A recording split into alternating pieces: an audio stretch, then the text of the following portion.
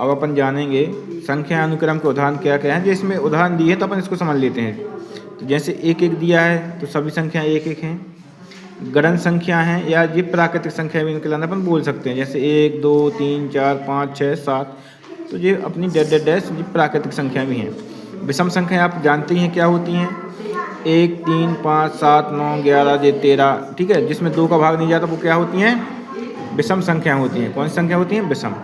और सम संख्याएं जिसमें 2 का भाग चला जाता है वे सम संख्याएं। अब आती है सबसे मेन जो है हमारा त्रिभुजाकार संख्याएं। कौन सी त्रिभुजाकार संख्याएं क्या होती हैं, ठीक है। जैसे हमने इनको जोड़ते जाते हैं। जैसे 1 आया, ठीक है।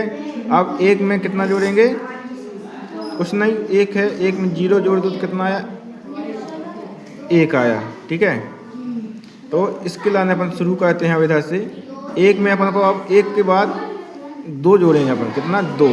या 0 में अपन कितना जोड़ दें, 0 में 1 जोड़ दो, 0 में 1 जोड़ा कितना आया, 1 आया। फिर 1 आया जो उसको 1 में फिर 2 जोड़ देंगे, कितने आए, 3 आए। फिर ये 3 जो हैं इसमें कितने जोड़ दो, अब 2 जोड़ दो। 2 में कितने जोड़ना है, सॉरी ये 3 है ना, 3। तो 3 में अपन लाने, देखो 1 2 फिर 3, कितने आ जाएंगे, 6 आ जाएंगे। तो 6 इधर उतारे, 6 में कितने जोड़ना है, 4, तो कितने हो जाएंगे, 10 हो जाएंगे। अब 10 में इधर कितना जोड़ना है, 5, कितने हो जाएंगे, 15। 15 इधर आ गए, 15 में अब कितना जोड़ना है, 6, कितने हो जाएंगे, 21। 21 इधर आ गए, 21 में कितने जोड़ना है, 7, तो कितने हो गए, 28। 28 इधर आ जाएंगे, 28 में अब कितना जोड़ना है, 8, तो कितने हो जाएंगे, 8 दूनी 16, 36 है ना।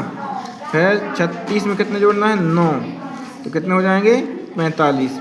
और 45 में फिर से अपन जोड़ेंगे कितने, 10, तो कितने हो जाएंगे, 55। इस प्रकार से अपन जोड़ते जाएंगे। इस प्रकार से अपनी त्रिभुजाकार संख्याएं प्राप्त होती जाएंगी। इतनी बात आई समझ में।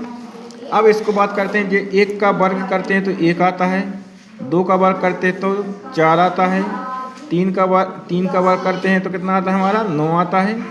और इस प्रकार से 4 का वर्ग करते हैं तो 16 आता है। इसी प्रकार से 5 का वर्ग, 6 का वर्ग, 7 का वर्ग जैसे में दिया गया है। अब बात करते हैं घन संख्याएं। तो 1 का क्यू किया तो 1 आएगा, 2 का क्यू करेंगे या घन करेंगे तो कितना आएगा, 8 आएगा। इसका मतलब है 2 गुणा 2 गुणा 2, 2 दूनी 4, 4 दूनी 8, तो ये हमारा आ जाता है।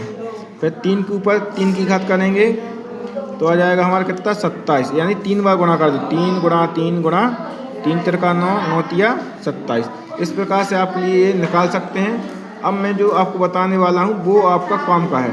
अब जैसे आया बृहंक